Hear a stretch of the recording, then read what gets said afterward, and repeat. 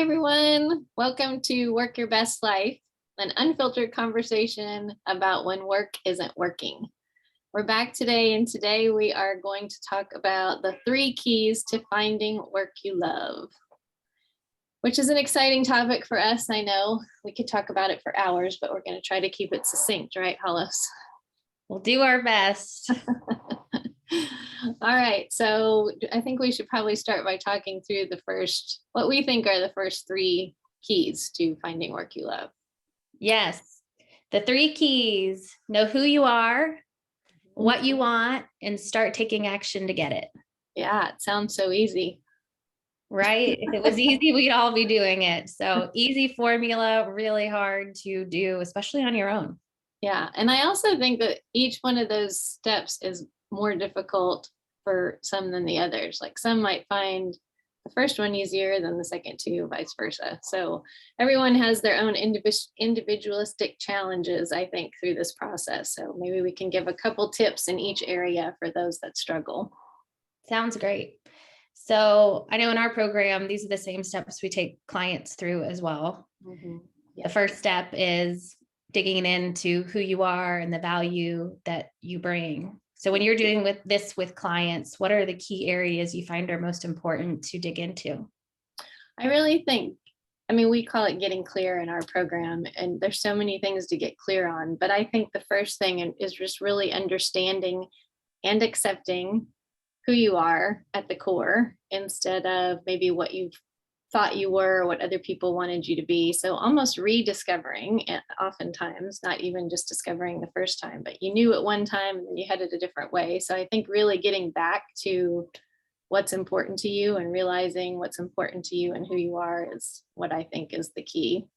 I found too that so many people don't even know that the things that they're great at, their talents, those strengths, are unique to them. So we downplay because it comes so easy to us. We think that it's easy for other people. And so starting to share those things that you think you're good at is a way to start finding out, oh, that's unique. That's not something that comes easy to everyone else. And those are clues to kind of that who we are, the value we bring, and the unique way we're made. Yeah, I think to that point, even if they do know, they need someone else to tell them. A lot of times I'll have to say out loud, everyone's not good at that, right? Like, that's really unique. Those 2 things combined together, that the employers out there aren't going to be able to find that in just everybody. So yeah, saying it out loud to people, I think, really helps, because when you are good at it, you don't necessarily always recognize it because it comes so easy. I agree. And it's counterintuitive to the way that we have been taught for most of our lives. We've been taught, here's a test to take, make sure you measure up. Yeah. Here's what's successful in the workplace, make sure you measure up. And this is kind of a backwards view of not what do other people need me to be, but what am I naturally, and starting to accept and appreciate those things about ourselves. Yeah, I know I am guilty of that parenting. They bring home the report card and you immediately focus on the stuff where they need improvement instead of focusing on the stuff they're naturally good at.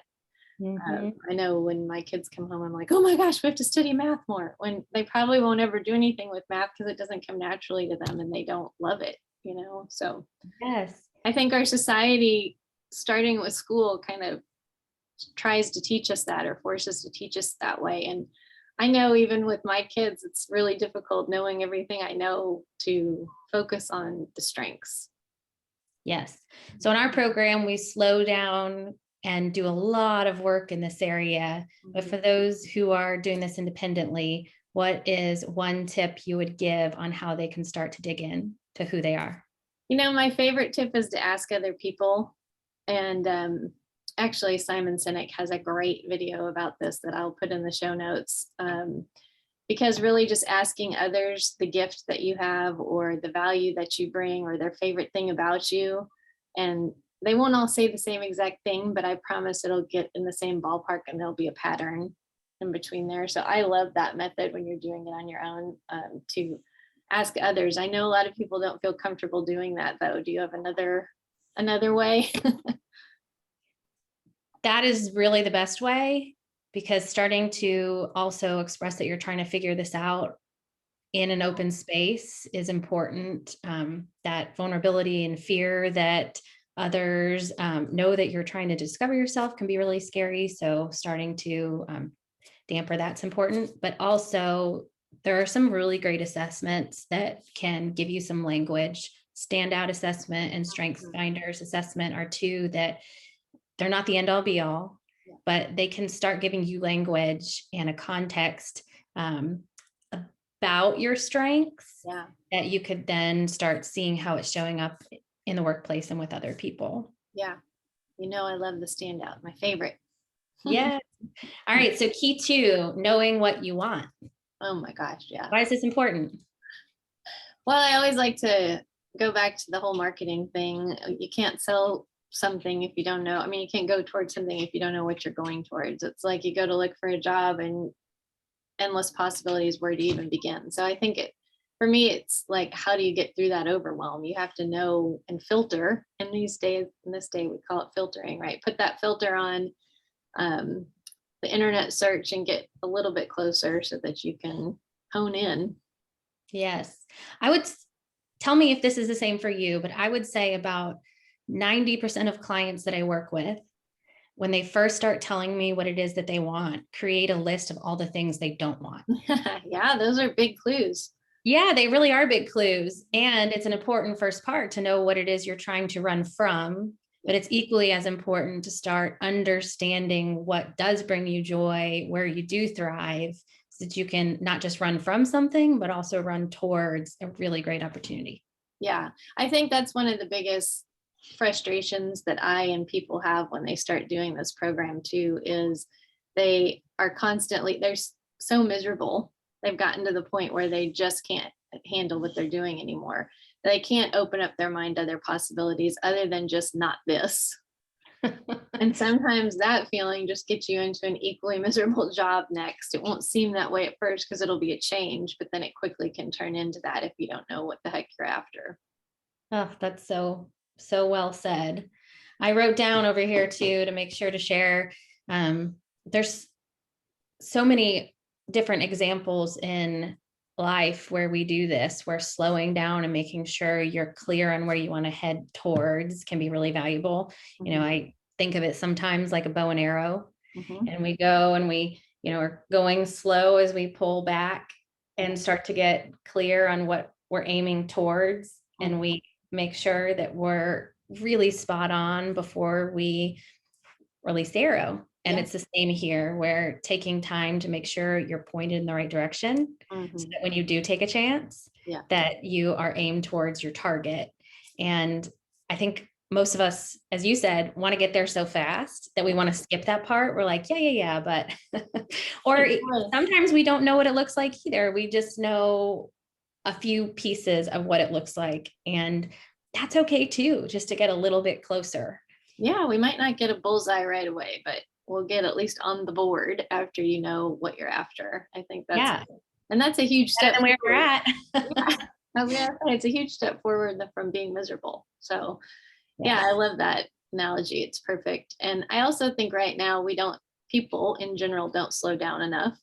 The pandemic has helped a little bit in that aspect, but I think for the most part, people just want to go, and that pause to really, it saves, if you have to look at it this way, instead of just being emotionally solid, saves time and money investment if you take a beat.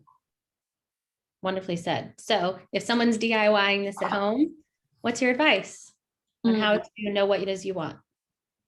I love to start writing down success criteria, things that you think are success in your mind. So write down the things that environment, tasks, what energizes you. There's a whole broad range of things that you can start making a list of, but really just understanding, because success, again, we've been told is some people have been told it's money, it's status, it's whatever it is to you. Understanding that part's really important. So I think starting there. Yes, that is so great. We'll put a link to our success criteria in the show notes too. If building your success criteria is tricky. One place to start is by writing down everything you don't like about your job and flipping it. So if you don't like that the hours are so rigid, then a great element for your success criteria would be you want flexible hours. Yes. So that's a really good place to start.